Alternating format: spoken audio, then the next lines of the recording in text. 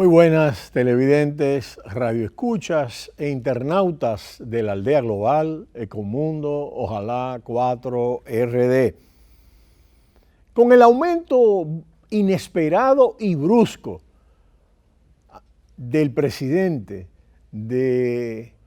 aumentar los aranceles en un 10% al resto de las importaciones chinas a partir del 1 de septiembre, pues prácticamente todas las importaciones chinas estarían gravadas. Esta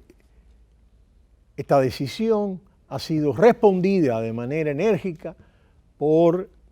el gigante asiático, que ha devaluado su moneda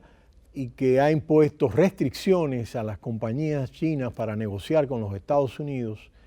y al mismo tiempo ha vuelto a cerrar las posibilidades de compras de productos de origen agrícola y agropecuario de Estados Unidos. Y el ejecutivo de la Casa Blanca pretende matar dos pájaros de un tiro. No satisfecho con la rebaja de 25 puntos básicos implementada el pasado miércoles por la Reserva Federal,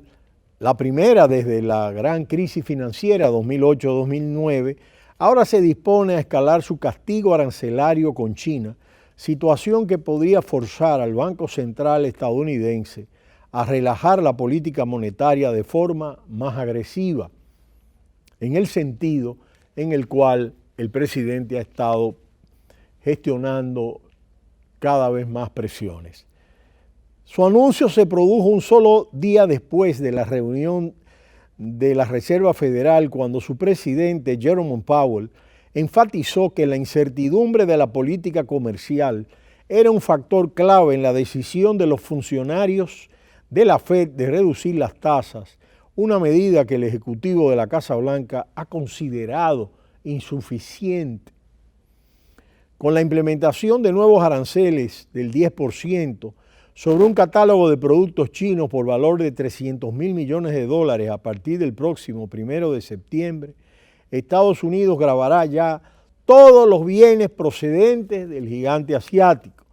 De hecho, el pulso comercial entre las dos economías, que comenzó ya hace más de un año, arrebata ya a China el título de principal socio comercial de Estados Unidos. Aquí en Ecomundo realizamos algunos programas analizando esas perspectivas y de cómo ese espacio podía ser cubierto. Las importaciones estadounidenses desde el país asiático cayeron un 12% en la primera mitad de este año 2019, mientras que las exportaciones cayeron un 19%, según los datos del Departamento de Comercio de Estados Unidos. De esta forma, el valor total del comercio de bienes con China alcanzó los $271.040 millones en los primeros 6 meses del año, por debajo del valor acumulado por otros socios como Canadá y México, por primera vez desde el año 2005. Es decir, que estamos viendo un cambio verdaderamente importante. Incluso cuando hacíamos y hablábamos de estas posibilidades, eran escenarios posibles. Hoy día ya se ha operado, ya realmente ha caído la posición de principal socio comercial de China y la han asumido México y Canadá. De acuerdo con los cálculos realizados por The Wall Street Journal, México es ahora el principal socio comercial de Estados Unidos, y de estos datos amparados en cifras del Departamento de Comercio. Sin embargo, si bien un arancel del 10% podría suponer solo una molestia en las decisiones de inversión, la perspectiva general es incierta, lo que refuerza la necesidad de reestructurar las cadenas de suministro para esquivar los aranceles en la medida de lo posible. De acuerdo al Citibank,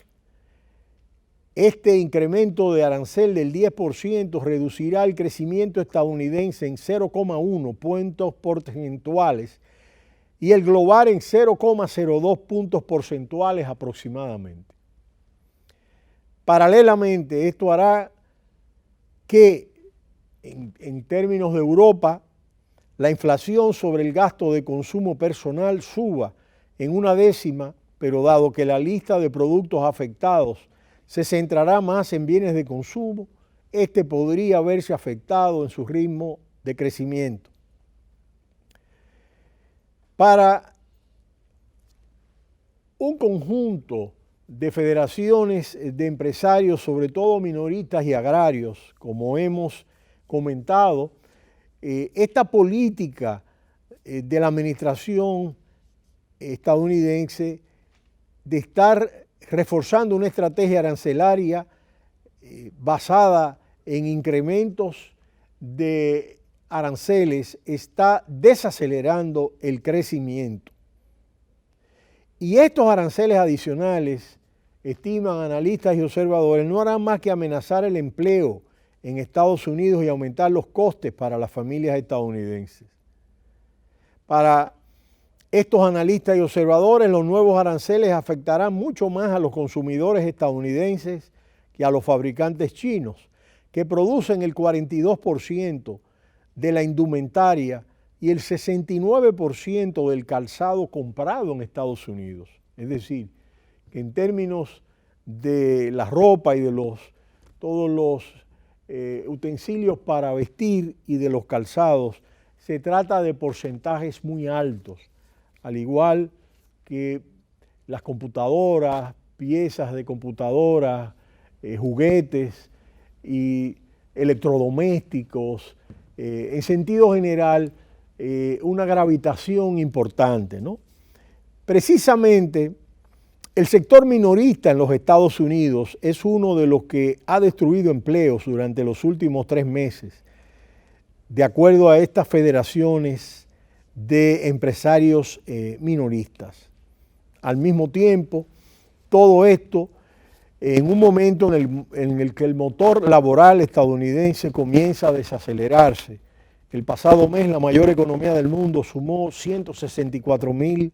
empleos en línea con lo previsto, mientras la tasa de paro se mantuvo en el 3,7%. A medida que la participación laboral creció por segundo mes consecutivo, hasta el 63%, también lo hicieron los salarios, que acumularon un incremento interanual del 3,2%. No obstante, en lo que llevamos de años, Estados Unidos ha creado una media de 165,000 empleos, por debajo de los 223,000 al mes generados en el año 2018. Es decir, que aquí hay una pérdida de casi 50,000 empleos mensuales en torno al ritmo que llevaba el año pasado. Por su parte, la portavoz del Ministerio de Relaciones Exteriores de China, Hua Chunying,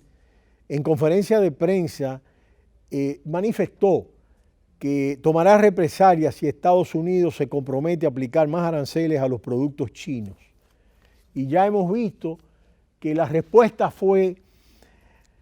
verdaderamente contundente cuando se anunció, como hemos visto en Ecomundo, la devaluación del yuan y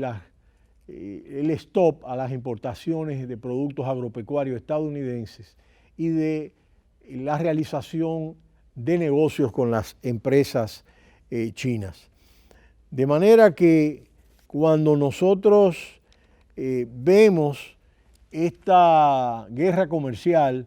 nos damos cuenta que ya la Reserva Federal ha tomado en cuenta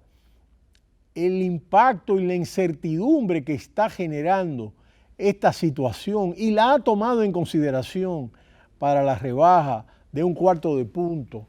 pues lo que nosotros vemos en el horizonte es la posibilidad de que vuelva a disminuirse esta tasa de interés y que la situación de incertidumbre se mantenga en los mercados y que la guerra de divisas, que era uno de los mayores temores, continúe y se refuerce con un impacto muy negativo en los mercados. Pero será hasta mañana, cuando volveremos en Ecomundo, ojalá, 4RD.